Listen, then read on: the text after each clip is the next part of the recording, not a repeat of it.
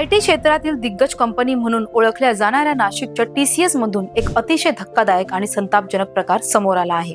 ज्या ऑफिसमध्ये तरुण मुलं मुली आपलं करिअर घडवायला जातात तिथे धर्मांतराचं आणि ब्रेन वॉशिंगचं जाळं विणलं जात असल्याचा खळबळजनक दावा एका पीडित महिला कर्मचाऱ्याने केला आहे। 20 ते 25 वयोगटातील तरुण मुलींना टार्गेट करणे, त्यांना एकटं पाडणं आणि त्यांचं ब्रेन वॉश करून धर्मांतरासाठी प्रवृत्त करणं हा भयानक पॅटर्न नाशिकमध्ये उघड झाला आहे।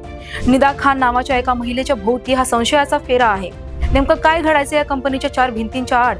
कशा प्रकारे या मुलींना जाळ्यात ओढलं जायचं? पाहूया या सविस्तर रिपोर्टमध्ये। नाशिकमध्ये दाखल झालेल्या 9 FIR पैकी पहिल्या FIR मध्ये निदा खान हिचं नाव आलं आहे। या प्रकरणामध्ये असा आरोप आहे की एका संघटित गटाने महिला कर्मचाऱ्यांना लक्ष्य करून त्यांचा लैंगिक छळ आणि धार्मिक दबाव आणला। एका पुरुष कर्मचाऱ्यांनीही कार्यालयात धार्मिक छळ आणि धर्मांतराचा प्रयत्न झाल्याची तक्रार दाखल केली आहे। नाशिकच्या TCS मध्ये काम करणाऱ्या एका महिलेने दिलेल्या माहितीनुसार या रॅकेटचा मुख्य चेहरा निदा खान नावाची महिला होती। तिला तिथे लेडी कॅप्टन म्हणून संबोधलं जायचं। ते सुरुवातीला मुलींशी मैत्री करायची, त्यांना विश्वासात घ्यायची, महिला कर्मचाऱ्यांना सहजता वाटेल असं तिचं वागणं असायचं। पण या मैत्रीच्या आड लपला होता एक भीषण हेतू। ज्या मुलींना टार्गेट करायचे असे त्यांना इतर कर्मचाऱ्यांपासून वेगळं केलं जायचं। पीडित महिलेने सांगितले की तिला मुख्य इमारतीपासून लांब गच्चीवर एकट्याला काम करायला बसवलं जायचं। तिथे खासगी सामान, बॅग आणि मोबाईल फोन जप्त केला असायचा। जेव्हा ती खाली यायची तेव्हाही तिची कडक झडती घेतली जायची। हे सर्व तिला मानसिकदृष्ट्या कमकुवत करण्यासाठी केलं जात होतं। एकदा मुलगी एकटी पडली की मग धर्मांतराचा खेळ सुरू व्हायचा। नमाज अदा करा, हिजाब परिधान करा असं सांगून त्यांचं ब्रेन वॉश केलं जायचं। विशेषतः 20 ते 25 वयोगटातील मुलींना सॉफ्ट टार्गेट बनवलं जायचं, कारण त्यांना अडकवणं सोपं असल्याचं आरोपींना वाटायचं।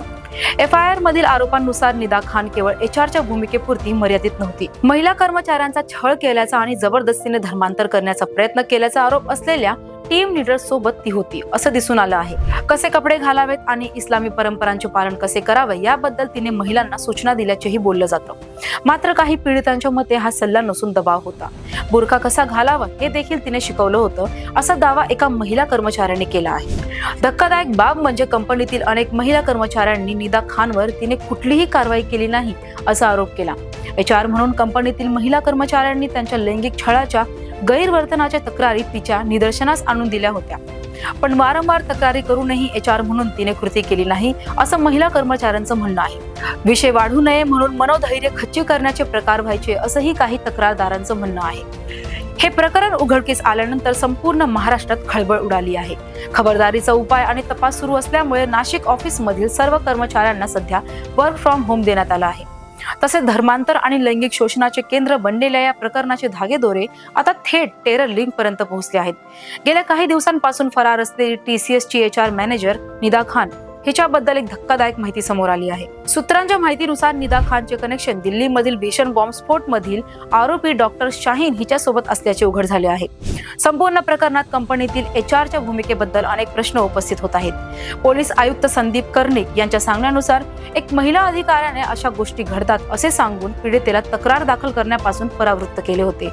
या वृत्तीमुळे अनेक प्रकरणांमध्ये कारवाई होऊ शकली नाही असाही आरोप आहे। तपासात असेही उघड झाले आहे की आरोपींनी एक WhatsApp ग्रुप तयार केला होता ज्याद्वारे कंपनीतील कर्मचाऱ्यांना टार्गेट केलं जायचं।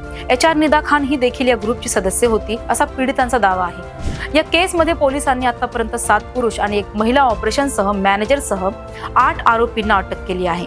मात्र प्रमुख आरोपी असलेली HR निदा खान अद्याप फरार असून तिला शोधण्यासाठी पोलिसांचे विशेष तपास पथक SIT छापे टाकत आहे।